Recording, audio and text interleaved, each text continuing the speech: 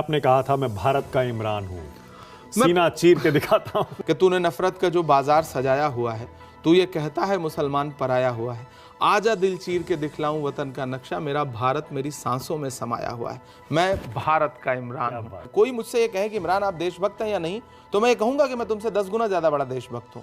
मेरी एक नज़्म है कि सदियों से यहीं पर रहता है, जाने कितने दुख सहता है, भीगी पलकों से एक बेटा भारत माँ से ये कहता है, पुरखे हम सब के गोद में तेरी खाक ओढ़ कर लेटे हैं, माँ हम भी तेरे बेटे हैं। मिला हमेशा चाहत का पैगाम मदरसों से, कह रहा हूं मैं ये नाप कर तोल कर, अपने ईमा की आवाज़ पर बोल कर। तो इस नज़्म में मेरे भारत तेरी आन है, शान है, हम तेरी सरहदों के निगहबान हैं, हम मुसलमान हैं, हम मुसलमान। जैसे मैं एक पढ़ रहा था, गोबर को कोहिनूर बनाने में रह गए, बताने में रह गए, हिंदू को मुसलमान से लड़ाने में रह गए। बीजेपी आपको जब एंटी नेशनल कहती है आपको, और आपने कहा मुस्लिम सिर झुकाने वाली नहीं सिर काटने वाली कौम है, उसको कई मिलियन लोगों ने देखा है, तो वो शुद्ध रूप से भाजपाई झूठ है। हमारे हाथों में शहनाई थमाई गई तो हम उस्ताद बिस्मिल्लाह खां हो गए, तो इसमें लिखा है आपने? इसमें क्या गलत है? आपने अतीक अहमद के लिए कह दिया था, दायरे में सिमट के आया है, हर रवायत से हट के आया है, आंधियों को जरा खबर कर दो, शेर वापस पलट के आया। दूध ने चाय को हरा डाला, भैंस ने गाय को हरा डाला। तो वो फिर जब मैं आया तो 20 मिनट की मुलाकात थी, जो 1 घंटा 39 मिनट चली। 20 मिनट का टाइम दिया था? हाँ, मुझे कहा गया कि राहुल जी 20 मिनट बात करेंगे आपसे। तो मैं उठते उठते मुझे लगा कि इस इंसान से तो पूरे हिंदुस्तान को मिलना चाहिए। आप देख रहे हैं न्यूज़ 24, मैं हूं मानक गुप्ता। आज चाय वाला इंटरव्यू कांग्रेस के राज्यसभा सांसद और देश के जाने माने शायर इमरान प्रतापगढ़ी का। इमरान प्रतापगढ़ी नाम के भी इनके पीछे बड़ी दिलचस्प कहानी है, वो भी पूछूंगा।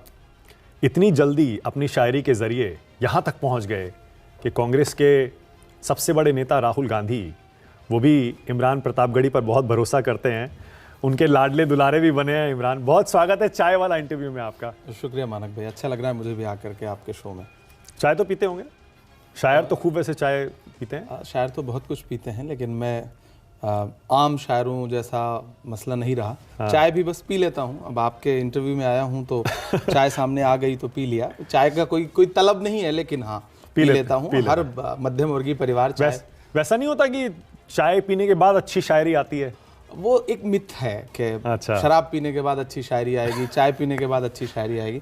मैं ज्यादातर मिथ मैंने शायरी में तोड़े। ऐसा कुछ नहीं, दिल टूटा है तभी शायरी कर पाएंगे आप, तो ऐसा नहीं था। तो दिल नहीं टूटा?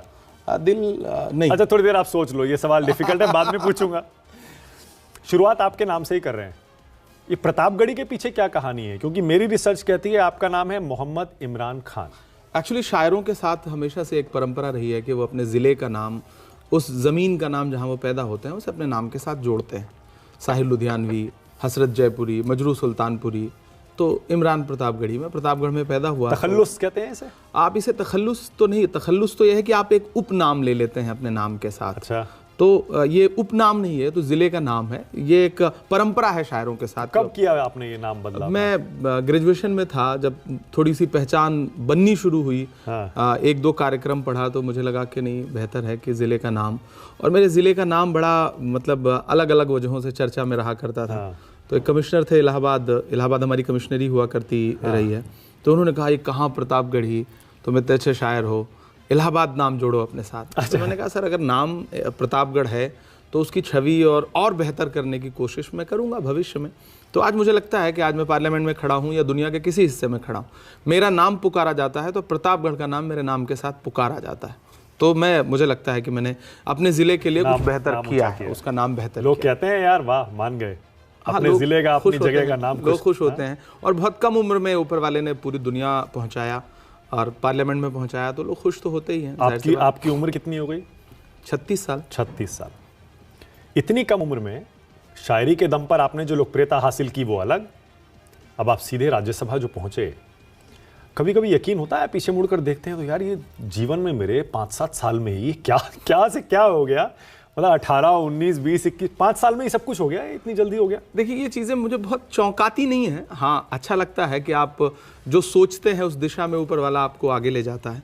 मैं कुदरत में बड़ा यकीन रखता हूँ और मेरा मानना है कि कुदरत आपको चुनती है आपसे अच्छा काम लेने के लिए।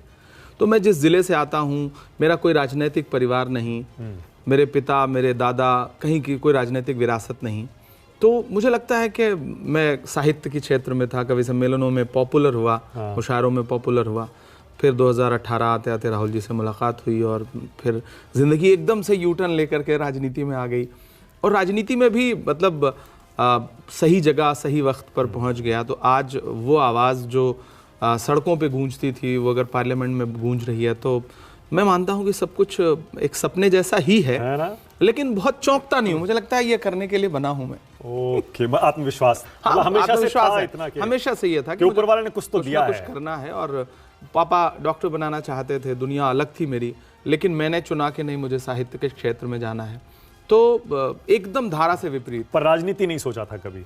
नहीं सोचा था। मुझे लगता था कि कवि सम्मेलन मुशायरे का जो प्लेटफॉर्म है वो बहुत बड़ा है, वो वहाँ से ही बात उठाएंगे। लेकिन एक वक्त के बाद महसूस हुआ कि नहीं, वो प्लेटफॉर्म भी कहीं ना कहीं से आज के दौर में आपकी रचनात्मकता पे भी अंकुश है, पहरे हैं। ऐसे में वहाँ चलो जहाँ से सब कुछ नियंत्रित हो रहा है। तो और ये राहुल जी ने मुझे कहा था कि तुम जिन मुद्दों पे शायरी करते हो उनका हल कैसे तलाशा जाए, ये सोचो। ये उस पहली मुलाकात की बात आप कर रहे हैं? मैं इसकी कहानी भी बड़ी दिलचस्प है, मैंने सुना है। कैसे हुई थी वो मुलाकात? ये मेरे ख्याल है कि 2017-18 के दरमियान की बात है। और मुझे एक बार बुलाया गया और उस दौरान वो अलग अलग क्षेत्र के लोगों से मिल रहे थे। तो 19 के चुनाव से पहले की बात है, 18 की शुरुआत की बात है। तो मुझे पहली बार जब फ़ोन आया कि आइए मिलेंगे, तो मेरे कुछ कार्यक्रम थे उस दौरान 3-4। तो मैंने कहा ठीक है, मैं दिल्ली रहता नहीं था। मैंने कहा ठीक है, मैं आऊँगा, इलाहाबाद रहता था। फिर जब मैं आया तो 20 मिनट की मुलाकात थी, जो 1 घंटा 39 मिनट चली। 20 मिनट का टाइम दिया था? हाँ, मुझे कहा गया कि राहुल जी 20 मिनट बात करेंगे आपसे।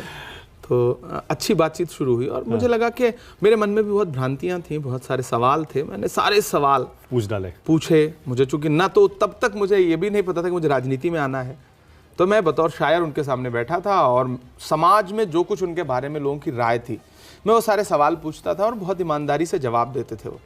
तो मैं उठते उठते मुझे लगा कि इस इंसान से तो पूरे हिंदुस्तान को मिलना चाहिए।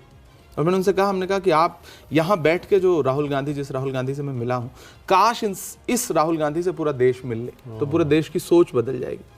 और उसके बाद फिर 1-2 हफ्ते बाद फिर मुझे कहा गया कि आप दिल्ली हो तो आएँ।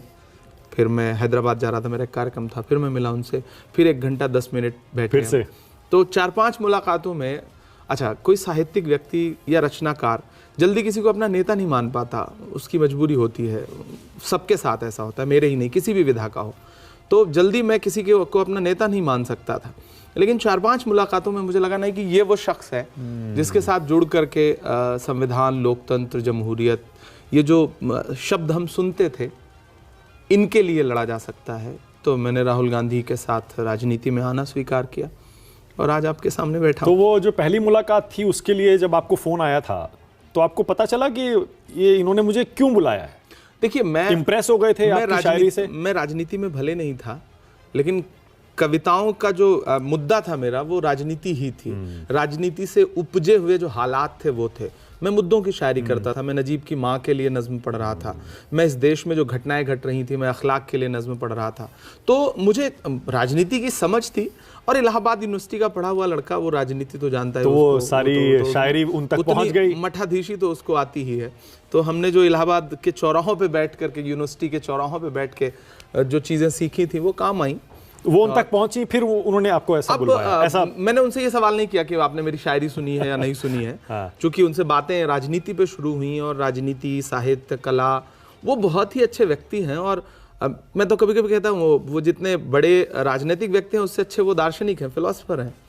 वो बात करते हैं तो आपको एक अलग दुनिया उनकी बातचीत से आपको। मैंने सुना है उस मीटिंग में प्रियंका भी आ गई थी। बाद में उन्होंने मुझसे पूछा कि तुम प्रियंका से मिले कभी? तो मैंने कहा कि नहीं भैया, मैं नहीं मिला हूँ। तब उन्होंने प्रियंका जी से मेरे सामने ही उन्हें फ़ोन किया और उन्होंने कहा कि तुम इमरान से मिलो, मतलब मिलो, तो इमरान तुम्हारे साथ बैठेगा। तो दूसरे उन्होंने मुझसे पूछा कि आप कब बैठा? तो उन्होंने दीदी से पूछा। दीदी ने कहा कि मैं एक डेट बताई 2 या 3 दिन की बात कि मैं बैठूंगी। फिर मैं उनसे मिलने गया तो दीदी अलग से मिली और उन्होंने भी तकरीबन 1 घंटे बात की और बहुत, मतलब मुझे महसूस हुआ कि उनका शब्द विन्यास बहुत अच्छा है। उनके पास हिंदी भाषा की ज़्यादा अच्छी उनकी पकड़ है। कविता उनको बहुत, उन्होंने पढ़ा है कविताएं, तो उन्होंने साहित्य पे बहुत बात की और बड़ी भावुकता से बात की, तो मुझे बहुत अच्छा लगा उस परिवार से मिल करके, और उसके बाद मैंने राजनीति में आने का फैसला किया। तो उस पहली मीटिंग में तय हो गया था कि आप 19 का चुनाव नहीं, बिल्कुल लड़ेंगे? बिल्कुल भी नहीं, वो तो 5वीं 6वीं मीटिंग में तय हुआ। ओके।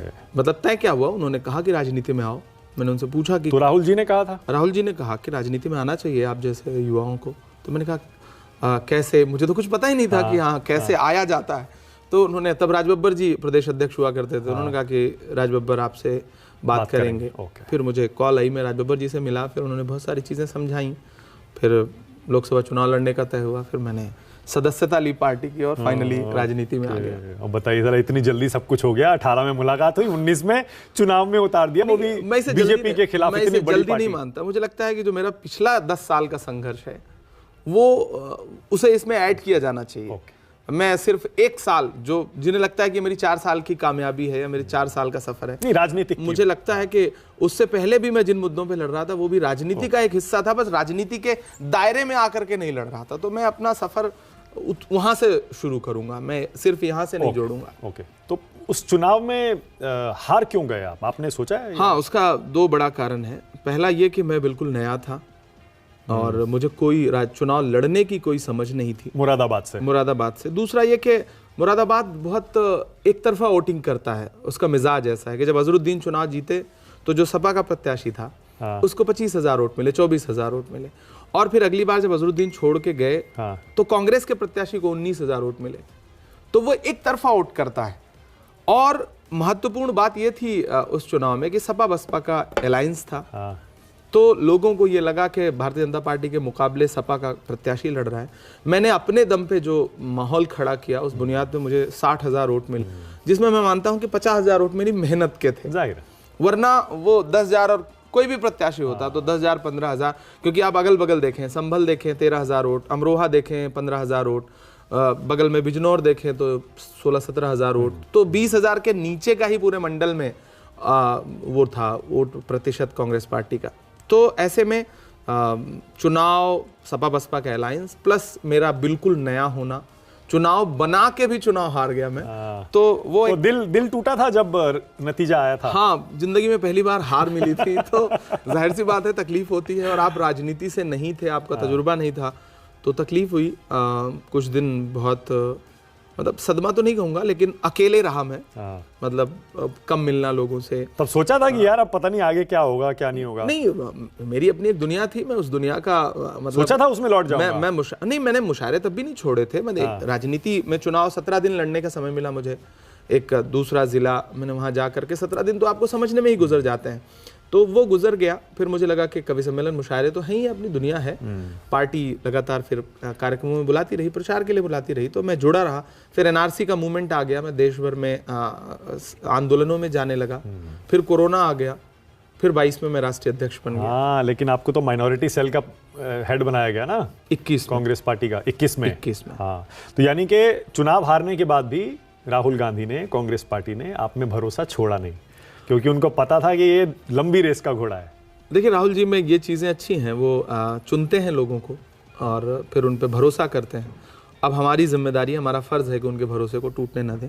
और मैं ये हर जगह ये वादा भी करता हूँ, मैं न्यूज़ 24 पे बैठा हूँ, मैं ये वादा भी करता हूँ, मैं राहुल गांधी जो भरोसा करते हैं उस भरोसे को कभी भी टूटने नहीं दूंगा, क्योंकि मैं जानता हूं उनका भरोसा और उनकी जो समझ है इस देश की संविधान और लोकतंत्र को लेकर, वो बहुत अलग है। और देखिए ना, माइनॉरिटी सेल का प्रमुख बनाया, उसके बाद आपको महाराष्ट्र से राज्यसभा भेजा, ऐसे समय में भेजा जब महाराष्ट्र में सीनियर लीडर्स पहले से इंतजार कर रहे थे कि हमारा नंबर आएगा, हमारा नंबर आएगा, ऐसे में आपको भेजा गया। मुझे लगता है राहुल जी ने ये सोचा कि इमरान की आवाज़ को पार्लियामेंट जाना चाहिए और उन्होंने भरोसा जताया। यकीनन मैं उनका बहुत शुक्रिया अदा करता हूँ। मैं कभी शुक्रिया अदा नहीं कर सका आज तक सांसद बनने के बाद, कभी नहीं क्योंकि सांसद बन के आया, जिस सुबह मैं शाम में मैं दिल्ली में लैंड किया, चुनाव लड़के जीत के आया और यहाँ लैंड किया, तो मम्मी पापा आए हुए थे यहाँ, उनसे मिला जुला, दोस्तों से मिला।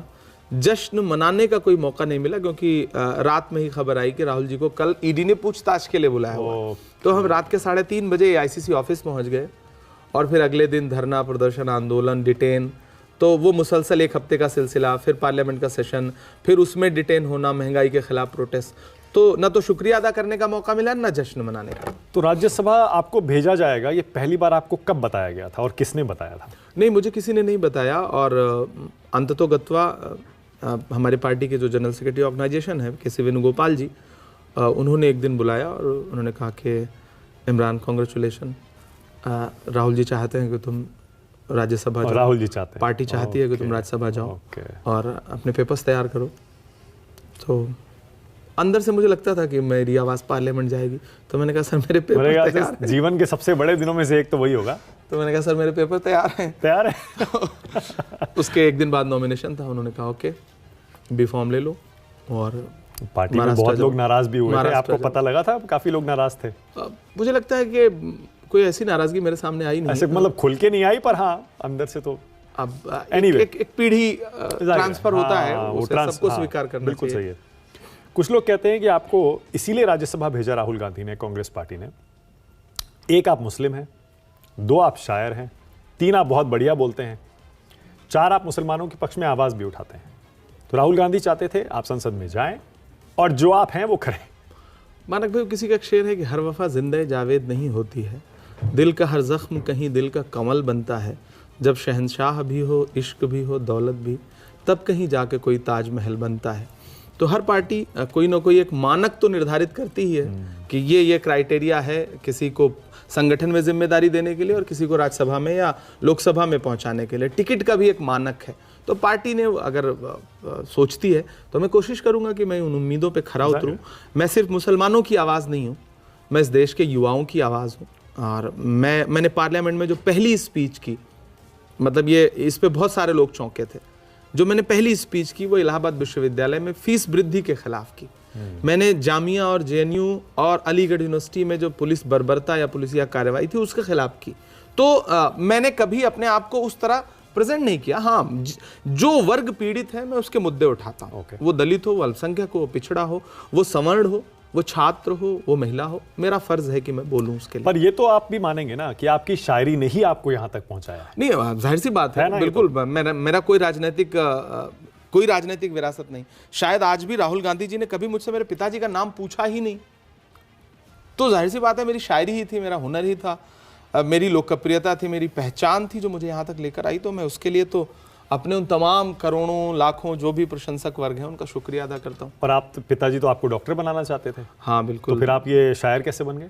हाँ, ये कहानी अलग। देखिए, मेरा मानना है कि शायर या कोई भी आर्ट आपके अंदर जब आप पैदा होते हैं तब से होता है। टैलेंट होता है, आप वो हुनर आपके अंदर होता है, आप लेके पैदा होते हैं। तराश करके उसे अच्छा या खराब तो बनाया जा सकता है, लेकिन पैदा नहीं किया जा सकता। सचिन पैदा होते हैं, विराट कोहली पैदा होते हैं, क्रिकेट उनके खून में रहा होगा। तो शायरी मेरे खून में थी, मुझे अच्छा लगता था। पापा चाहते थे मैं डॉक्टर बनूं, लेकिन इंटरमीडिएट आते आते मुझे समझ में आया कि यार ये मेरा काम नहीं। मैंने सुना कहीं 5वीं से ही आपने लिखना पढ़ना शुरू कर दिया था? मतलब मेरा साहित्यिक कार्यक्रमों में जाना, स्कूल के जो प्रोग्राम्स थे उसमें जाना, प्रतिभाग करना, डिबेट में हिस्सा लेना, वो सब तो चल रहा था। छोटे छोटे पुरस्कार मिलते थे कहीं, तब तो 10 रुपए भी मतलब आज के लाखों रुपए के बराबर थे। तो वो होता था, लेकिन पापा को लगने लगा धीरे धीरे कि ये गलत ट्रैक पे जा रहा है, क्योंकि शायर और कवि तो मतलब समाज का भटका हुआ व्यक्ति माना जाता था ना पैसे, ना एक झोला उठा के आप कुर्ता पजामा पहन के चल दिए, यही माइंडसेट था। पैसे तो अब बाद में आए, ग्लैमर तो बाद में आया कवि सम्मेलन मुशायरों में। तो पापा ने बहुत रोकने की कोशिश की, बहुत डांट वाट सब लगाई, लेकिन क्या कर रहे हो, पढ़ाई करो, डॉक्टर बनो। मतलब वही कहते थे पढ़ाई करो, तुम पढ़ाई नहीं करते। पता चला क्लासेस छोड़ के आप डिबेट कंपटीशन में हिस्सा ले रहे हो, पोएट्री कंपटीशन में हिस्सा। पढ़ाई में अच्छे नहीं थे? पढ़ाई में अच्छे थे, फर्स्ट क्लास थे, खूब अच्छे थे। पर वो साइंस पढ़ो। वो अक्सर कहते थे, जैसे 70% रिजल्ट आया तो वो कहते थे देखो तुम्हारा 70% रिजल्ट आया, तुमने पढ़ाई की होती तो। मैंने कहा तब 71 आ जाता, 72 आ जाता, ज्यादा से ज्यादा इतना ही होता, 1-2% का फर्क होता, क्योंकि ऊपर वाले ने शायद इसीलिए पैदा किया। जी। संसद में आपने अभी तक कुल कितनी स्पीच दी है? अब मैंने एक्चुअली मेरी भी मेडन स्पीच नहीं हुई है पार्लियामेंट में। मैंने जो फुल फ्लेज्ड भाषण होता है वो नहीं हुआ है। किसी बिल पर जो टाइम मिलता है पार्टी की तरफ से 10 मिनट 15 मिनट, तो मैंने तकरीबन 5 स्पीच की। एक प्राइवेट मेंबर बिल पे बोला हूँ और 3-4 जीरो आवर पे बोला हूँ। एक स्टूडेंट्स की फीस वृद्धि के खिलाफ, एक अभी रिसेंट इस सेशन में बोला मैंने रेलवे की जो दुर्व्यवस्थाएं हैं यात्रियों की उस पर, और एक बुनकरों के लिए मैंने बोला था। एक स्पीच और की थी। मैंने जो देखी है उसमें आपने कहा था मैं भारत का इमरान हूँ।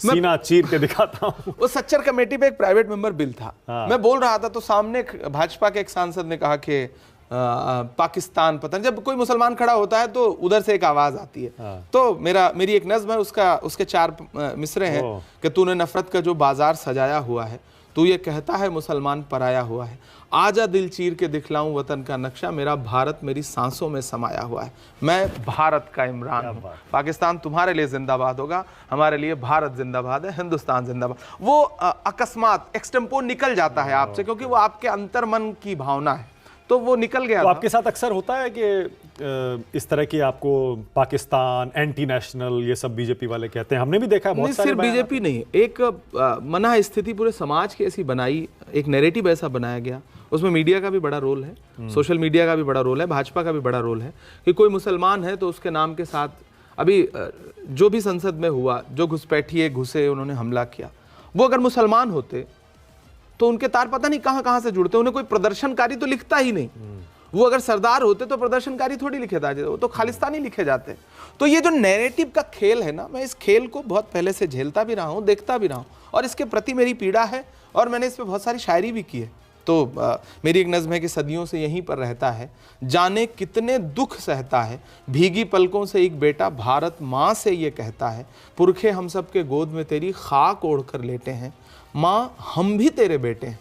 तो ये जो पीड़ा है, ये पीड़ा बहुत बड़ी है, और सिर्फ इमरान की पीड़ा नहीं, ये पूरी नस्ल है जिसकी पीड़ा है। उस पीड़ा को तो जवाब क्या देते हैं? सरकारों को समझना पड़ेगा। आप क्या जवाब देते हैं? नहीं, कोई जवाब फिर उसी तरह देते हैं, सीना नहीं। मैं जाहिर सी बात है, कोई मुझसे ये कहे कि इमरान आप देशभक्त हैं या नहीं, तो मैं ये कहूंगा कि मैं तुमसे 10 गुना ज्यादा बड़ा देशभक्त हूं, क्योंकि हमारी पीढ़ियों ने हिंदुस्तान को से मोहब्बत की है, चुना है, कुर्बानियां दी हैं। आप हमसे कैसे हर दिन सवाल पूछ सकते हैं? ये सवाल ही कितना अपमानजनक है। सही बात है, ये अपमानजनक है। मैं इस मानसिकता के खिलाफ हूं, और उसके लिए हर मंच पे खड़ा होकर, चाहे पार्लियामेंट हो, चाहे सड़क हो, चाहे साहित्यिक मंच हो, मैं उसके खिलाफ बोलूंगा, क्योंकि मैं चाहता हूं ये नैरेटिव टूटे। आप एक पूरी पीढ़ी से, मैं पढ़ा लिखा हूं, बहुत सारे ऐसे युवा हैं जो पढ़े लिखे नहीं है, वतन से मोहब्बत करते हैं, वो बहुत मोहब्बत करते हैं। आप जब उनसे इस तरह के सवाल पूछते हैं तो वो झुंझलाहट में न जाने कैसे जवाब देते होंगे। मुझे तो चलिए वाकपटुता है, तो मैं बहुत संभाल करके चीज़ों को बोलूँगा। हो सकता है उनके जवाब बड़े ख़राब होते हो, और आप उससे पूरी एक नस्ल को फ्रेम करते हो। वो सिलसिला ख़राब है, वो सिलसिला ख़त्म होना चाहिए। आपको सबसे ज़्यादा जो नाम मिला वो कौन सी नज़्म से मिला? हम पढ़ते हैं वो शायद मदरसा, अब वो शुरुआती नज़्म थी। हाँ, वो उसके बाद सबसे ज्यादा तालियां, सबसे ज्यादा बातें कौन सी नज़्म की होती है? एक्चुअली मैं ज्यादातर मैं पीड़ा को आवाज दे रहा था, मैं आंसुओं को नज़्म बना रहा था। तो वो चाहे कश्मीर की नज़्म हो, फ़लस्तीन की नज़्म हो, या हालिया दिनों में नजीब की माँ के लिए मैंने जो नज़्म कही, मुझे याद है 2016 का मसला है, जामिया में मुशायरा था, और मैं दिल्ली आया तो मुझे पता चला कि नजीब की माँ धरने पर बैठी हैं JNU के अंदर। वही 2-3-4 दिन हुआ था गायब हुए नजीब को। तो मैंने एक ऑटो पकड़ी और मैं मिलने गया। तब तो मेरे पास गाड़ी वाड़ी यहाँ होती नहीं थी, और मैं उनसे मिल के लौट रहा था, तो ऑटो में नज़्म हुई थी वो। मतलब मैं VP हाउस में रुका था, मैं एक मित्र के पास, तो JNU से आते हुए VP हाउस तक आते आते वो नज़्म कही मैंने, और शाम में मैंने खड़े होकर के वो नज़्म पढ़ी। कैसे लिखते हैं जब आती है? हाँ, ध्यान में आती है तो आपके पास कलम या कागज़ कुछ हो, अब तो मोबाइल का वो है, नोट है, तो उसमें आप लिख लेते हैं। तो नोट की, और मैंने शाम में पढ़ी, तो वो अगले दिन पूरे हिंदुस्तान में वो नज़्म फैली। और मुझे लगता है कि मैंने जब वो नज़्म पढ़ता था तो मेरे साथ 20-20, 25-25 हज़ार की भीड़ रोती थी। मतलब कई सारे ऐसे क्या कहा था आपने उसमें? वो मेरी नज़्म है कि सुना था कि बेहद सुनहरी है दिल्ली, समंदर सी खामोश गहरी है दिल्ली, मगर एक माँ की सदा सुन न पाए तो लगता है गूंगी है बहरी है दिल्ली। तो वो बड़ी पीड़ा की नज़्म है वो। जब मैं पढ़ता हूँ तो मैं खुद कई बार रोया हूँ उस नज़्म को पढ़ते हुए। तो मुझसे जो लोग कनेक्ट भी हुए मेरी शायरी की वजह से। दिल के सबसे करीब कौन सी आपकी नज़्म है? अब एक माँ से आप ये पूछें कि कौन से बच्चे को ज़्यादा प्यार करती है, तो बड़ा मुश्किल सवाल है। सबसे प्यार है एक आप प्रसव पीड़ा से जो माँ बेटे को जन्म देते, बेटी को जन्म देते गुजरती होगी, कोई भी शायर कवि कविता लिखते भी उसी दर्द से गुजरता है। तो मेरा मानना है कि सब मुझे बहुत प्रिय हैं। हाँ, कुछ नज़्में हैं जिन्हें बहुत पॉपुलैरिटी मिल गई। भाई जैसे एक है ना, मिला हमेशा चाहत का पैगाम मदरसों से, ये बहुत मेरी शुरुआती नज़्म है, पहली नज़्म है दरअसल। हाँ। इसी नज़्म ने मुझे मतलब पॉपुलर किया, मैं ये मानता हूँ। और वो दौर था, सोशल मीडिया का ज़माना नहीं था। 2011-12 में कही गई नज़्म है ये। तब ब्लूटूथ से ऑडियो शेयर हुआ करता था, मल्टीमीडिया मोबाइल आ रहे थे, तो इस नज्म ने ऐसी गुमनाम शोहरत दी कि मैं ट्रेनों में जा रहा होता था, बज रहा होता ये और बजता था, और लोग मुझसे कहते हैं कभी इस शायर को सुनना है, बहुत अच्छा पढ़ता है। तो ये मेरे साथ खूब आप हुआ। ही से कहते थे? तो मुझसे ही, मैं मतलब अपनी नज्म बज रही है तो मैं बड़ा ध्यान से सुनने लगता था, तो उनसे शायरी पे बात होती तो मैं कहता था क्या, आप भी बताते नहीं होंगे कि मेरी, ये बोलते होंगे हाँ भैया कैसी अंत लगी? में बताता था कि मैं ही हूँ, मैंने ही कही है। उस समय तो ये जमाना नहीं था ना कि फेसबुक, ट्विटर, ऑरकुट भी बहुत कम था। तो हम तो गांव से आए थे, मैं जीमेल चलाना नहीं आता था, मतलब लिटरली नहीं आता था, मोबाइल हाथ में नहीं था, तो कोई संसाधन नहीं थे लोगों के बीच तक जाने के। नहीं, लेकिन मैं चाहता हूं कि आप 2-4 लाइनें तो उसकी सुनाइए ना कम से कम। नहीं, वो मिला हमेशा चाहत का वो पैगाम नज्म एक्चुअली, वो दौर ऐसा था कि देश में कहीं भी कुछ घट रहा था मदरसों से जोड़ दिया जाता था। तो मैंने मदरसों की जो पॉजिटिव चीज़ थी, जो वहाँ से पढ़ के निकले हुए लोग थे, मैंने उनको एक मुद्दा बनाया और मैंने वो नज्म कही, मिला हमेशा चाहत का पैगाम मदरसों से, मत जोड़ो आतंकवाद का नाम मदरसों से। तो जो जो अच्छे लोग थे मैंने उनको उद्धृत किया इस नज्म में। और ये नज्म जहाँ भी सुनते थे लोग, मतलब मुझे कंधों पे उठा उठा करके, जो मुशायरों में कभी नहीं होता था, मुशायरों में स्टारडम नहीं था, मतलब ये आप इस पर कभी विश्लेषण करिएगा। लोग आते थे, शायरों को सुनते थे, राहत इंदौरी, मुनव्वर राना, वसीम बरेलवी, सुनते थे प्यार से, एक ऑटोग्राफ ले लेते थे, बहुत ज़्यादा से ज़्यादा तो, और सराह करके चले जाते थे। पहली बार ऐसा हुआ कि मैंने मुंबई में साकिनाका में ये मुशायरा था, और मैंने जिस समय ये नज्म पढ़ी है, तो यही नज्म पढ़ी है मैंने, और अगले 10 मिनट बाद फिर वो मुशायरा वहीं पे ख़त्म था, और मैं लोगों के कंधे पर बैठ करके मालाओं से लदा हुआ मुझे गाड़ी तक लाया गया।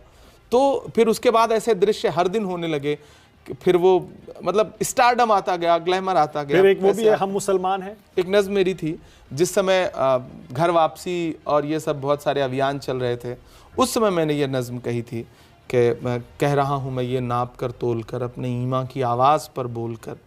तो इस नज्म में मेरे भारत तेरी आन है, शान है, हम तेरी सरहदों के निगहबान हैं, हम मुसलमान हैं, हम मुसलमान। जब पहचान पर हमले थे तो मैं उस पहचान के साथ खड़ा होकर के जब मैं कह रहा था कि हम तेरी सरहदों के निगहबान हैं, तो सिर्फ इमरान नहीं कह रहा था, एक पूरी नस्ल थी जो मेरे साथ गुनगुनाती थी मेरी इस नज्म को।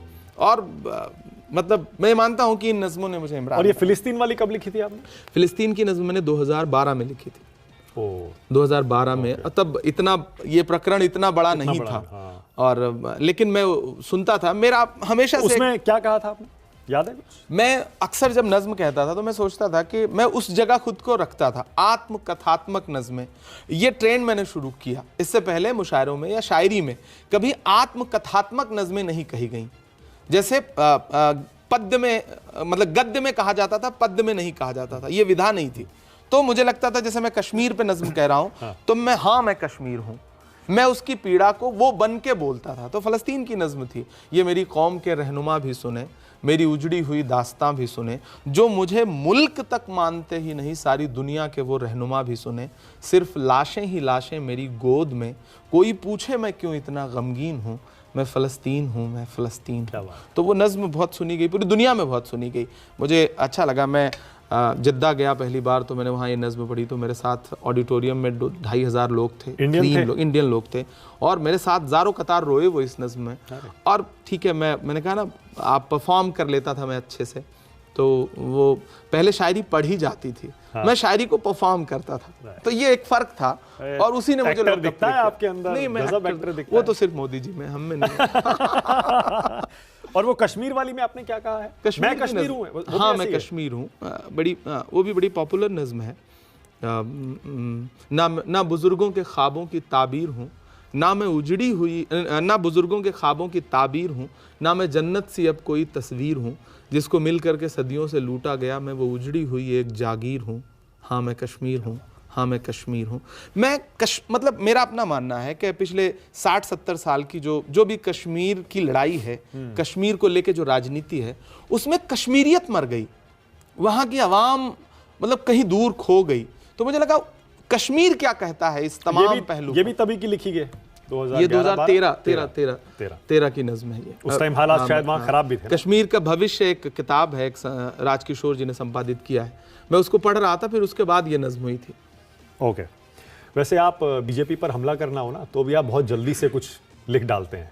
जैसे मैं एक पढ़ रहा था, गोबर को कोहिनूर बनाने में रह गए, बताने में रह गए, हिंदू को मुसलमान से लड़ाने में रह गए, बच्चे तमाम मरते रहे अस्पताल में, वो मदरसों की जांच कराने में रह गए। वो गोरखपुर में जब ऑक्सीजन की कमी से बच्चे मरे थे और उधर जांच हो रही थी, तो अब मेरी एक विधा है, मैं अपनी विधा जल्दी लिख डालते हैं, कह देता हूँ। अब पता चला फेसबुक पे पोस्ट करना है, ट्विटर पे डालना है, तो ऐसे ही सोचता रहा कि कोई गद्य लिखने से बेहतर है कि 4 पंक्ति लिख दो। वो ज्यादा मार करती है, दूर तक जाती है, खूब वायरल होती है, उसका असर गहराई तक जाता है। तो मैं उसी भाषा में कोशिश करता हूँ। अब तो सोशल मीडिया पर बहुत वायरल होती होंगी। जब लिखना शुरू किया था तब उस समय इतना सोशल मीडिया नहीं था, जाहिर सी बात है, और मुझे आता भी नहीं था, मैं इतना एक्टिव नहीं था सोशल प्लेटफॉर्म पे। तो कह के मैं मंचों पे पढ़ता था, तो लोग उसको टाइप करके फिर शेयर करते थे और उसके वीडियो शेयर होते थे। अब तो सुनते हैं कि जावेद अख्तर से मुलाकात हुई, वो काफी टर्निंग पॉइंट आप मानते हैं अपने? जावेद साहब से बातचीत रही। जावेद साहब मुशायरे काम दिया था शायद उन्होंने? नहीं, मुशायरे कम पढ़ते हैं वो। हाँ। मुझे कई बार फिल्में और ये वो मेरा, देखिए एक बहुत मजे की बात बताऊं, आप गुलजार साहब और जावेद अख्तर के बाद किसी तीसरे गीतकार का चेहरा नहीं पहचानते होंगे। वहां पैसा है और लेकिन शोहरत जो है वो गुमनाम है। यहां कवि सम्मेलन मुशायरों में पैसा कम है, लेकिन लाइव परफॉर्मेंस की वजह से आपकी फेस वैल्यू है। इमरान प्रतापगढ़ी को जितना लोग पहचानते होंगे उतना इरशाद कामिल को या फिर और जो गीतकार हैं उनको नहीं। उनकी मजबूरी है, क्योंकि वो उन्होंने गीत लिखा, संगीतकार को दे दिया, उसने गाना बना दिया, पता चला मतलब जिसने गाया वो पॉपुलर हो गया। जगजीत साहब ने गजलें गाई जिनकी जिनकी, हमें भी बहुत दिन तक पता नहीं था कि इसका शायर कौन है। हमें लगता था जगजीत साहब की गजल है। आपने कुछ लिखी है फिल्मों के लिए? तो नहीं, मैं कभी ऑफर तो आए होंगे? हाँ, बहुत कई बार ऐसा हुआ कि आप आइए उधर, लेकिन मुझे लगा कि मेरे पास एक दुनिया है, मेरे पास एक प्लेटफॉर्म है और यहाँ पैसे भी कम से कम मेरे लिए वहां से ज्यादा थे, तो मुझे ये दुनिया मुनासिब लगती। कुछ मैं कहीं पढ़ रहा था मुनव्वर राणा आपसे नाराज हो गए थे, कुछ हुआ था क्या? मैंने कहा ना, पीढ़ियों की एक जंग होती है, वो ट्रांसफर, वो राजनीति में भी है, वो मुशायरे में। और मैं राजनीति में इसीलिए घबराता नहीं क्योंकि मैं मुशायरों में ये सब झेल के आया हूँ। तो जिस समय मैं मुशायरे में आया, राहत साहब, मुनव्वर साहब, वसीम साहब, दिग्गज बड़े दिग्गज लोग थे और मैं नन्हे नन्हे कदमों से चलने की कोशिश कर रहा था। मुनव्वर साहब का ये एक शेर है कि हवा के रुख पे रहने दो तो जलना सीख जाएगा, कि बच्चा लड़खड़ाएगा तो चलना सीख जाएगा। तो मैं चलना सीख रहा था। और फिर राहत का साहब का एक शेर बड़ा, मैंने उसको अपनी जिंदगी में उतारा कि रवायतों की सफ़ें तोड़कर बढ़ो वरना जो तुमसे आगे हैं वो रास्ता नहीं देंगे। तो मैं रवायतों की सफ़ें तोड़ रहा था और उस तोड़ने में कुछ लोग नाराज हुए, हालांकि अब वो खुश हैं। कितनी खूबसूरत बात है कि आपने उस सवाल का जवाब देने के लिए उन्हीं की लाइन कही है। सुनते हैं कि जब आप ये अपने नाम बना रहे थे और शोहरत की सीढ़ियां चढ़ रहे थे, तब अखिलेश जी आपसे बड़े प्रभावित हुए थे। आपको यश भारती जो दिया था, हाँ, 2016 में मुझे उन्होंने यश भारती दिया। मैं उस वक्त तक पॉपुलर हो चुका था, कम से कम उत्तर प्रदेश में, मतलब पूरे हर जगह पहचान थी मेरी, और वो यश भारती है ही। आज जिसका यश बढ़ा उसको उन्होंने पुरस्कार दिया। तो 2016 में मुझे अच्छा लगा कि उन्होंने यश भारती पुरस्कार दिया। और सोचा होगा ना यूपी का ही है, तो अपना ही है।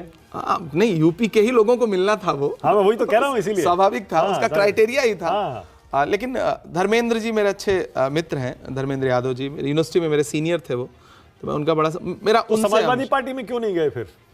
क्योंकि मुझे क्षेत्रीय राजनीति, मतलब मेरी पहचान राष्ट्रीय थी, तो मैं किसी क्षेत्रीय पार्टी का हिस्सा बन करके कोशिश हुई थी उधर से बुलाया था कि आइए, जाने दीजिए। राज को राज रहने दो। ठीक है, मतलब अच्छा है, ठीक है। हाँ, क्योंकि अब तो वैसे भी एक ही गठबंधन में आने की बातें हो रही हैं, आ जाएं तो हो ही जाएगा। मैं वापस उसी मुद्दे पर आ रहा हूं, थोड़ा गंभीर मुद्दा है। बीजेपी आपको जब एंटी नेशनल कहती है, आपको, इमरान प्रतापगढ़ी को, आपके कुछ वीडियो, आपके कुछ बयान दिखाती है, जिसमें से एक है, और आपने कहा मुस्लिम सिर झुकाने वाली नहीं, सिर काटने वाली कौम है। ये क्या आपने कर्नाटक में बयान मैं आपके चैनल पे बैठ करके, उस चैनल का नाम नहीं लूंगा, दरअसल ये मीडिया, मैं कभी कभी मीडिया पे जो खींच उतारता हूँ, मैं कर्नाटक में खड़ा था, मैंने कर्नाटक में एक बयान दिया कि ये टीपू सुल्तान की ज़मीन है, ये सर झुकाना नहीं जानती, सर कटाना जानती है। ओके। आप जैसे आप दिल्ली के हैं, आप कहते हैं हम सर नहीं झुकाएंगे, सर कटा देंगे। राइट।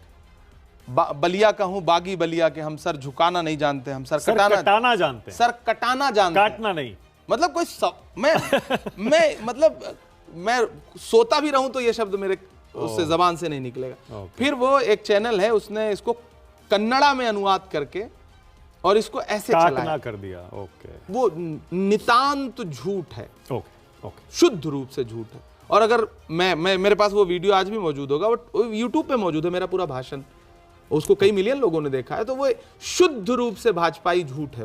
ओके, कुछ एक और लाइनें हैं, जैसे हमारे हाथों में शहनाई थमाई गई तो हम उस्ताद बिस्मिल्लाह खां हो गए, तो इसमें लिखा है आपने? इसमें क्या गलत है?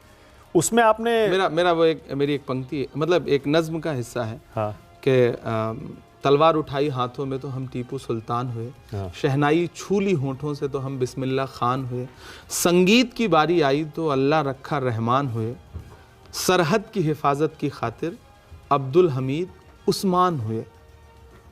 क्या गलत है? नहीं, इसमें एक लाइन और भी है शायद, अगर पैर डगमगाए तो हाजी मस्तान हो गए। नहीं, ये नहीं है ना? नहीं। ओके ओके, मैं इसीलिए कह रहा हूँ, नहीं, देखिए नहीं। सोशल मीडिया पर ये सोशल मीडिया पे हाँ। मैंने कहा ना, एक झूठ की फैक्ट्री है। मतलब, मेरी पंक्तियां, मैंने आपको पूरी पंक्ति सुना दी। ओके। वो तो कोई और उसे कवि ने किसी पर लेकिन उसमें कुछ वीडियोस भी हैं। फिर आपने अतीक अहमद के लिए कह दिया था, दायरे में सिमट के आया है, हर रवायत से हट के आया है, आंधियों को जरा खबर कर दो, शेर वापस पलट के आया।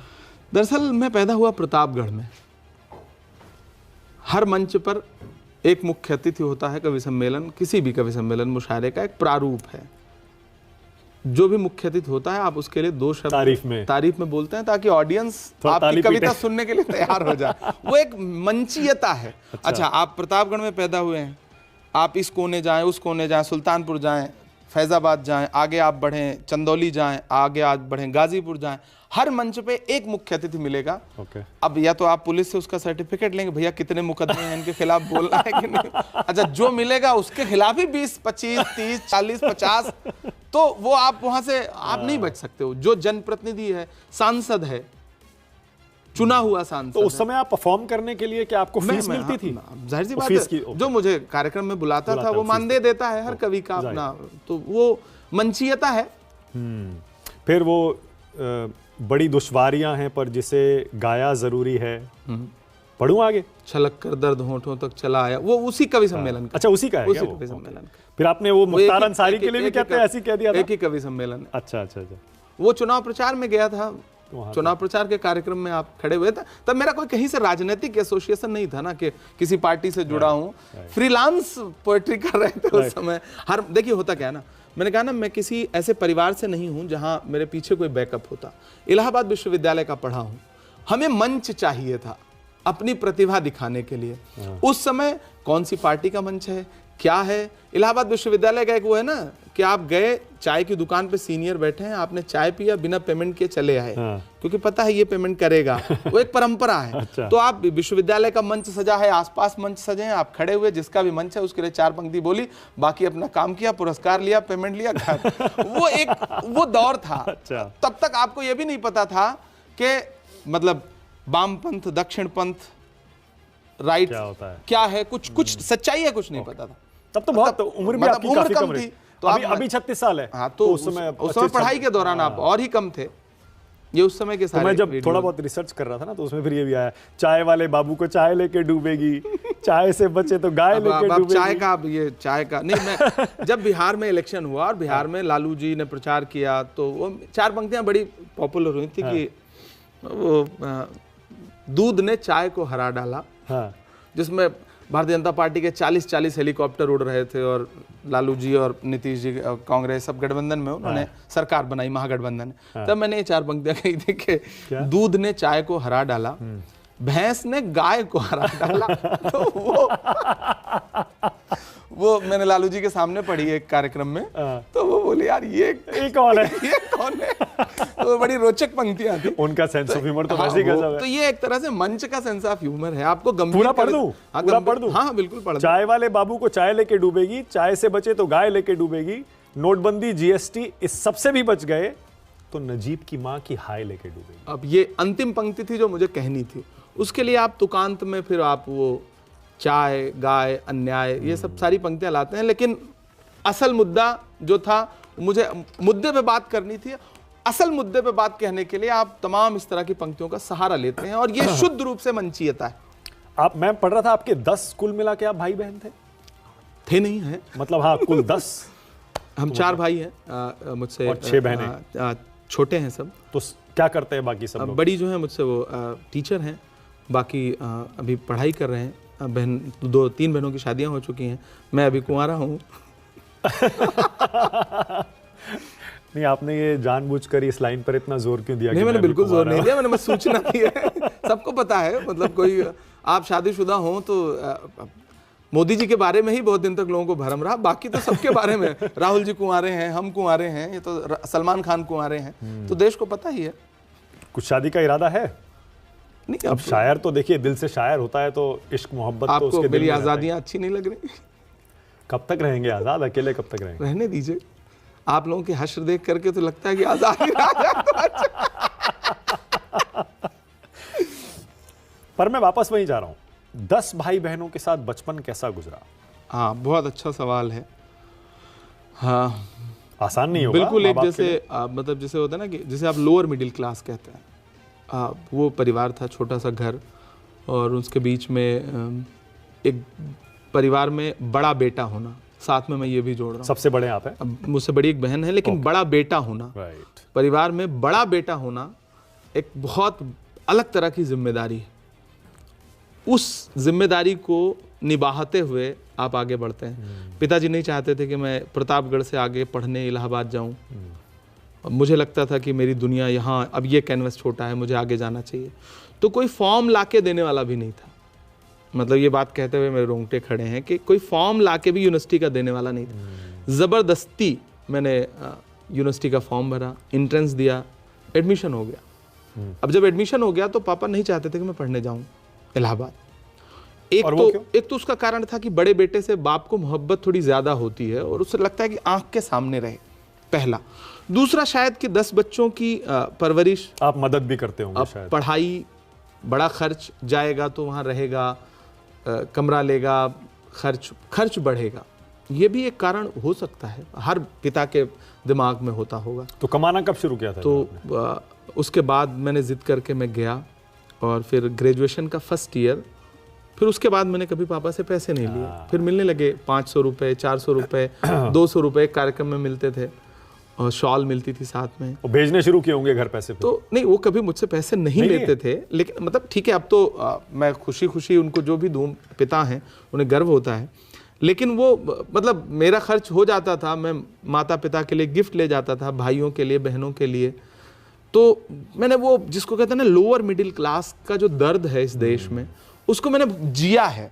इसलिए मैंने कभी आज तक ये कहानी नहीं सुनाई। एक पीड़ा जिसको मैं आज इस मंच पे साझा कर रहा हूँ, मुझे याद है मैं इलाहाबाद यूनिवर्सिटी के फर्स्ट ईयर में था, और पापा आते थे 50 रुपये देते थे, 100 रुपये देते थे। तो इलाहाबाद से ट्रेन पकड़ते थे, ट्रेन 13 रुपये का ट्रेन का टिकट होता था जनरल का। हम इलाहाबाद उतरते थे, वहाँ से रिक्शा पकड़ते थे और यूनिवर्सिटी जाते थे। ये पूरी कहानी थी।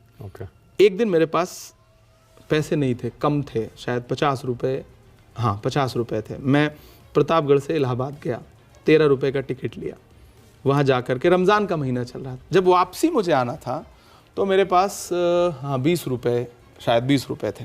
13 रुपये का टिकट ले लिया। बिना टिकट चलने में डर भी लगता था, हालांकि ज़्यादातर छात्र बिना टिकट ही आते थे, लेकिन मुझे डर लगता था, मुझे लगता था कि मैं बिना टिकट नहीं जा सकता। तो 13 रुपये का टिकट ले लिया मैंने। मैं रोज़े से था, जब इलाहाबाद से प्रतापगढ़ ट्रेन उतरी तो रोज़े का वक्त हो चुका था खोलने का। तो रेलवे स्टेशन के बाहर समोसे की एक दुकान थी, मुझे याद है, छोटा समोसा देता था। तो मैंने 4-5 रुपये जो मेरे पास बचे थे, 6 रुपये, मैंने उसके समोसे खाए, और फिर वहाँ से एक रिक्शा पकड़ा। मेरा एक दोस्त रहता था, मैंने सोचा मैं जाकर उससे पैसे ले लूँगा। तो घर जाने के लिए वहाँ से, मेरा प्रतापगढ़ शहर में घर नहीं है, वहाँ से मुझे एक बस पकड़नी पड़ती थी या जीप चलती थी पहले, तो 10 रुपये उसका किराया होता था। तो मैंने सोचा था दोस्त से 20 रुपये उधार लूँगा, 10 रुपये रिक्शे वाले को दूंगा, और फिर जा कर के जीप पकड़ूंगा और घर चला जाऊँगा। अब जब उस दोस्त के पास गए मानक भाई, तो उस दोस्त का कमरा बंद था, जब तो फ़ोन होते नहीं थे। अब ये हुआ कि मेरे ऊपर 10 रुपये रिक्शे वाले का उधार, तो वो कहाँ से दूँ। फिर याद आया कि एक दोस्त और रहता है, उसके यहाँ चलते हैं। तो उससे कहा चाचा चलो वहाँ चलते हैं, रिक्शे वाले से। व्यवहार कुशल था, तो वो समझ गया कि शरीफ लड़का है, वो मुझे वहाँ लेके गया। अब जब वहाँ पहुँचे तो उसका भी घर बंद, वो भी नहीं था। अब मेरे पास 20 रुपये का उधार और मेरे पास एक भी रुपया नहीं। तो मैंने उस रिक्शे वाले से कहा कि वो भी नहीं है, चलिए बस स्टेशन चलते हैं। और वो मुझे बस स्टेशन लेके गया, और तब तक 30 रुपये उसके हो चुके थे, और मेरे पास एक भी रुपया नहीं मुझे उसे पैसे देने। अब ना वो मुझे जानता है ना मैं उसे जानता हूँ। तो मैंने उससे कहा कि चाचा रुकिए मैं बस देख लूँ, और मैं बस देखने गया और चला गया। उसको पैसे न दे सकता था ना मैं उससे कह सकता था। वो 30 रुपए आज भी मेरी मतलब रूह पर, जिसको कहते हैं ना कर्ज होना, वो बोझ है। और मैं उसे पहचानता भी नहीं था। बाद में जब मेरे पास पैसे आए तो मैं 30,000 दे सकता था उसे। तो उसका मुआवजा इस तरह जब भी मतलब उसके बाद मैंने ज़िंदगी में जब पैसे आए और जब मैं रिक्शा पकड़ता था तो मैं कभी पूछता नहीं था कि तुम्हें कितना। अगर उसका 50 रुपये होता था तो मैं उसको 500 रुपये देता था। मुझे लगता था मैं एक कर्ज उतार रहा हूँ, और वो आज भी मतलब मेरी रूह पर कर्ज है। आज अगर वो रिक्शा वाला मिल जाए तो मैं उसे उसका 3 लाख रुपए दे दूँ कि 3 लाख रुपए ले लो आप। वो ये मैंने कभी किसी से नहीं कहा, और ये कहानी आज भी मेरे दिल में है कि वो बहुत बड़ी पीड़ा है। तो वो तो कॉलेज में थे ना, मतलब वो फर्स्ट ईयर, वो सब पापा के ही पैसे। 18 साल के रहे होंगे। हाँ, तकरीबन 18 साल। तो उसके बाद वो बेचारे, वो बुजुर्ग भी रहे होंगे, मेरे ख्याल है शायद हों भी ना। तो वो एक कर्ज है वो, और उसका कर्ज मैं फिर सब पे उतारता रहता हूँ। जो भी रिक्शे वाला, आप तो रिक्शे से आप चल नहीं पाते हो, अब जिंदगी ऐसी हो गई, लेकिन जो भी मिलता है मैं कोशिश करता हूँ। मैं उसके बाद 4-5 साल 7 साल जब भी रिक्शे पे चला, मैंने एक का 100 गुना दिया कि शायद इसका थोड़ा सा सवाब उस तक पहुंचे। मतलब नहीं, वो एक पीड़ा थी। दिल छूती है ये कहानी, और आपको उस बात का पछतावा है और आज भी बोझ महसूस हाँ, करते बोझ हैं। है, ये दिखाता वो है पूरी कि जिंदगी रहेगा बोझ शायद। एक गंभीर सवाल मेरे जहन में आया। आपको लगता है कि नरेंद्र मोदी के आने के बाद देश की राजनीति में मुस्लिम अप्रासंगिक हो गए हैं? वो इसलिए क्योंकि मुस्लिम वोट बैंक के दम पर पहले बहुत सारी पार्टियां बहुत सारे सांसदों को लोकसभा भेज सकती थी, लेकिन मोदी जी के आने के बाद नरेंद्र मोदी जी का करिश्मा नहीं है, आरएसएस की एक लंबी प्लानिंग का हिस्सा ही है। देश में मुसलमानों को राजनीतिक तौर पे अछूत बना देना, ये बंच ऑफ थॉट से शुरू होती है, और उसको एग्जीक्यूट कर रहे हैं लोग, और वो एक एजेंडा है इसमें। पर हो गया ना, वो तो हुआ है, बिल्कुल हुआ है। देख लीजिए कितने एमपी हैं बताइए। ये जितने नारे हैं सब झूठे हैं, सबका साथ सबका विकास।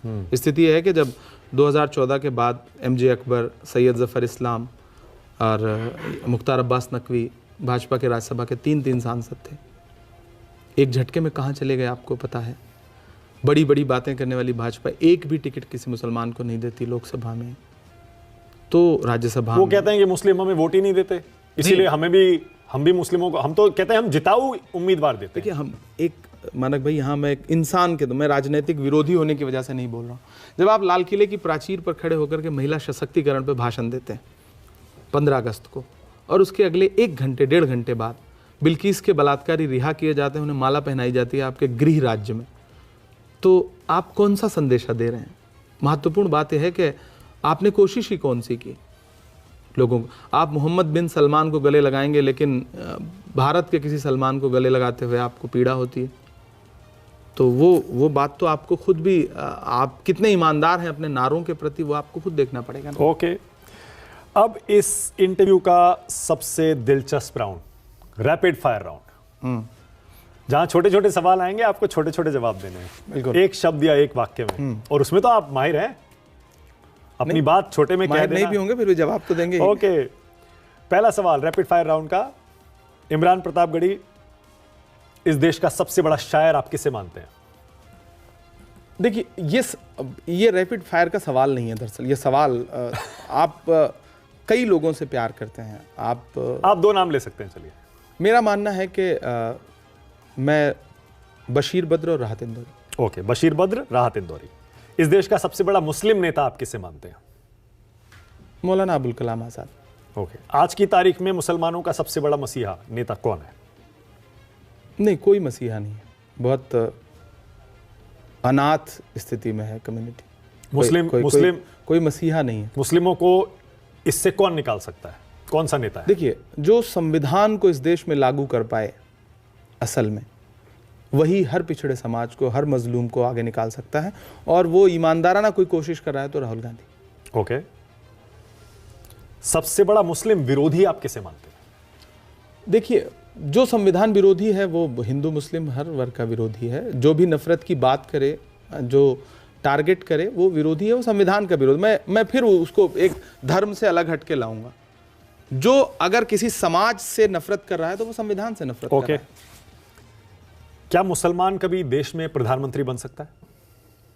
आपको क्या लगता है, हाँ या नहीं, या पता नहीं? बिल्कुल बन सकता है, बन बनना सकता चाहिए। है? कोई मुख्यमंत्री बन सकता है? बनना चाहिए।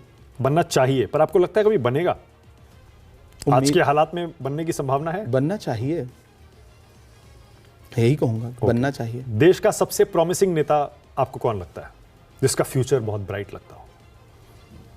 देखिए- युवा नेताओं में नहीं, बहुत सारे नाम हैं जो अच्छी राजनीति कर रहे हैं, अच्छा करेंगे, और बहुत सारे नाम है। किसी एक दो नाम लेकर अच्छा, के मैं ठीक। बाकियों को नाराज नहीं कर सकता। समझ गया। यही है ना, सवाल थोड़ा ट्रिकी होता है ये। ओके, क्या आतंकवाद का कोई धर्म होता है? नहीं, नहीं होता, बिल्कुल नहीं होता, और इस पे मैं लंबी बहस करने के लिए तैयार हूँ। ओके, फिर कभी करेंगे। हाँ, रैपिड फायर में अगला सवाल, इंडिया या Bharat? India, that is Bharat. बहुत बढ़िया। क्या भारत हिंदू राष्ट्र है, जैसे आरएसएस कहता है? जो ये कहता है वो संविधान को नहीं मानता है, डॉक्टर बाबा साहब भीमराव अम्बेडकर के सपने को नहीं मानता है। और अगर बीजेपी ने संविधान बदलकर वहां से सेक्युलर शब्द हटा दिया तो? क्या बदलना चाहती है बीजेपी संविधान? ओके। क्या मदरसों में सिर्फ इस्लाम की शिक्षा दी जानी चाहिए? नहीं, और सिर्फ दी भी नहीं जाती, ये भरम है। ओके। ये जबरदस्ती का बनाया हुआ एक भरम है। अच्छा इंसान बनना सिखाया जाता है, और कंप्यूटर, इंग्लिश, बहुत सारी चीजें सिखाई जाती हैं। क्या सभी मदरसों का देश में रजिस्ट्रेशन होना चाहिए? रजिस्ट्रेशन है। अगर कोई मदरसा बोर्ड से संबद्ध नहीं है तो भी रजिस्टर्ड है, ऐसा नहीं है कि नहीं रजिस्टर्ड नहीं है। राहुल गांधी प्रधानमंत्री कब बनेंगे? बहुत जल्द। 2024 में पीएम कौन बनेगा? मेरा सपना है कि राहुल गांधी प्रधानमंत्री बने। धारा 370, कश्मीर में 370 हटाने पर आपका स्टैंड क्या है? जो कांग्रेस सीडब्ल्यूसी का स्टैंड है। ओके, वो तो अभी आया ही है। कॉमन सिविल कोड पर आपका स्टैंड क्या है? आप इस देश को एक रूपता क्यों देना चाहते हैं? आपको अलग अलग रंग के फूल अच्छे क्यों नहीं लगते? राम मंदिर के उद्घाटन में कांग्रेस नेताओं को जाना चाहिए या नहीं जाना चाहिए? जिसको भी बुलाया जाए, ये उसकी व्यक्तिगत मर्जी है।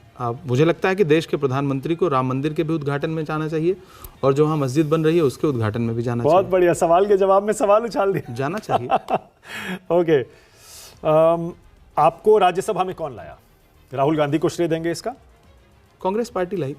पार्टी। महाराष्ट्र के तमाम विधायकों का शुक्रिया अदा करूंगा जिन्होंने मुझे वोट देके चुना। मैं इसीलिए कह रहा था ना, आप मंझे हुए राजनेता बन गए हैं। नहीं, मैं बिल्कुल किसको श्रेय देना है ये भी एकदम जहन में मैं आ आम गया। आदमी की तरह बात महाराष्ट्र कर के रहा हूं। विधायकों को नहीं भूल सकते।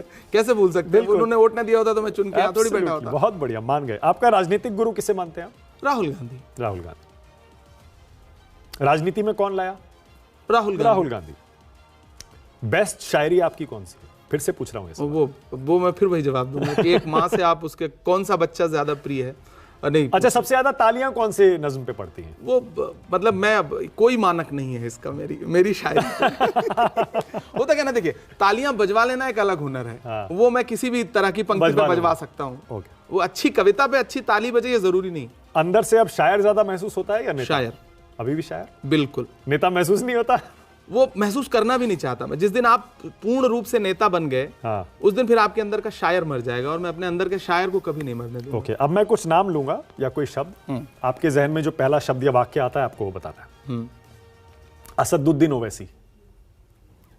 पढ़े लिखे व्यक्ति हैं, भाजपा की मदद करना कम कर दें, ये सलाह है मेरी उनको। अकबरुद्दीन ओवैसी।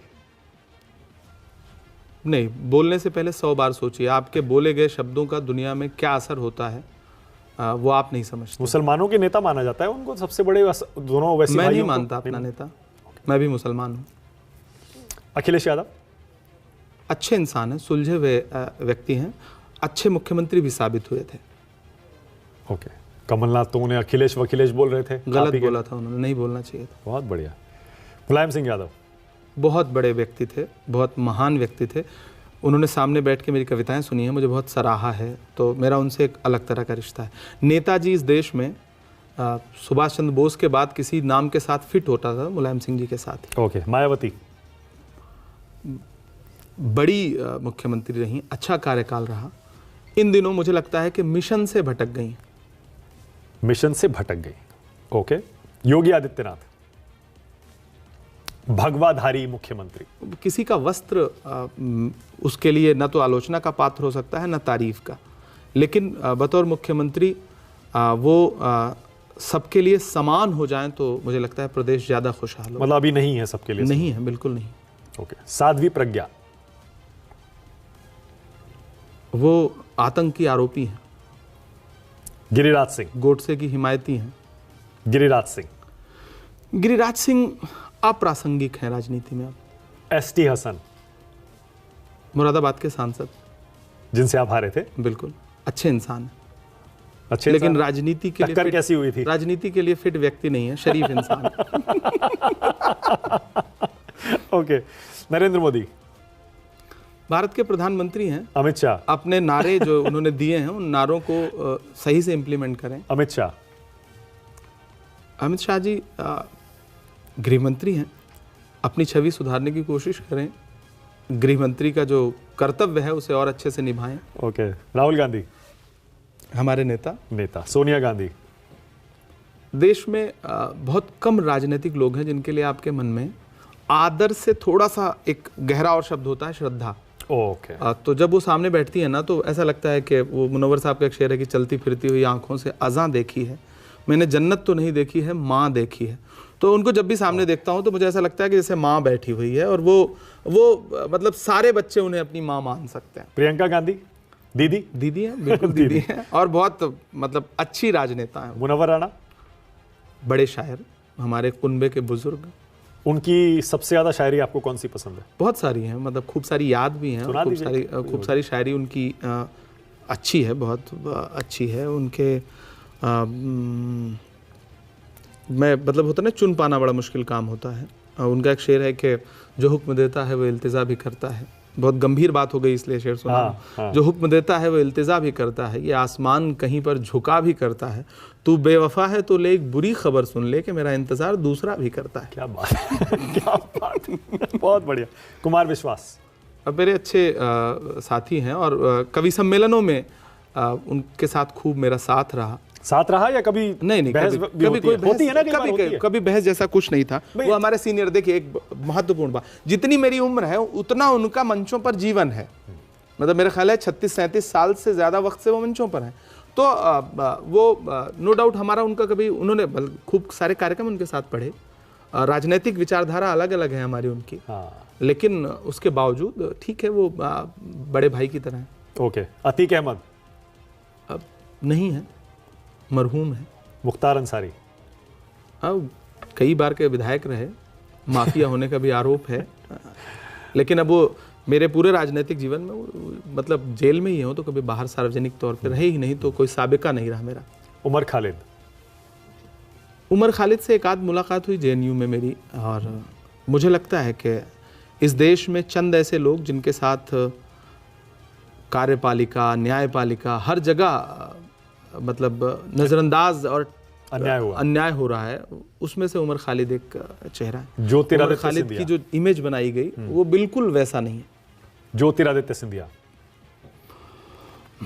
पहुंची वहीं पे खाक जहां का खमीर था।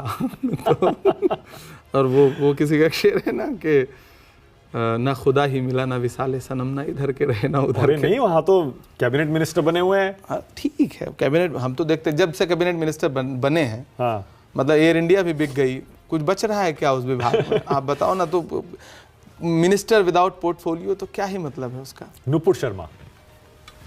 मुझे लगता है कि अस्तरहीन सवाल, मेरे लिए जवाब देने का कोई मतलब नहीं है सवाल का। पूरा देश जानता है कि वो क्या है। कन्हैया लाल, वो टेलर जिसकी गर्दन काट दी गई थी। गलत हुआ और प्रशासन ने आरोपियों को पकड़ के जेल भेजा। इंसाफ, उनके परिवार को इंसाफ मिलेगा। सरकार ने अपने स्तर पे हर प्रयास किया उनके परिवार को इंसाफ देने के लिए, मुआवजा दिया। किसी की जान लौटाई नहीं जा सकती, लेकिन जो भी था वो अच्छा नहीं था। बिल्कुल सही कह रहे हैं बात तो आप।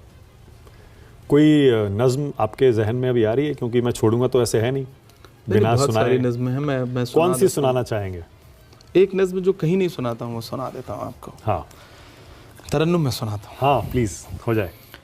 के पूछता है तिलक से वजू चीख कर। आपने कई सारे नाम ऐसे गिनाए ना कि मुझे लगता है कि मुझे अब ये नज़्म ज़रूर पढ़नी चाहिए। पूछता है तिलक से वजू चीख कर, आमने सामने रूबरू चीख कर, लड़के दंगों में जिसको बहाया गया, पूछता है हमारा लहू चीख कर, जब तेरा और मेरा, जब मेरा और तेरा एक ही रंग है, जब तेरा और मेरा एक ही रंग है, फिर बताओ भला किस लिए जंग है, फिर बताओ भला किस लिए जंग है। क्या बात है, क्या बात है, बहुत बढ़िया। और तो नहीं, मैं ताली बजा देता हूँ। नहीं, शुक्रिया, आपकी तालियां बड़ा संदेशा देती हैं। बहुत बढ़िया, बहुत मजा आया इमरान प्रतापगढ़ी इस इंटरव्यू में। थैंक यू सो मच चाय वाला इंटरव्यू के लिए, बहुत धन्यवाद। अच्छा लगा आपसे बात करके। थैंक यू मानक भाई, थैंक यू।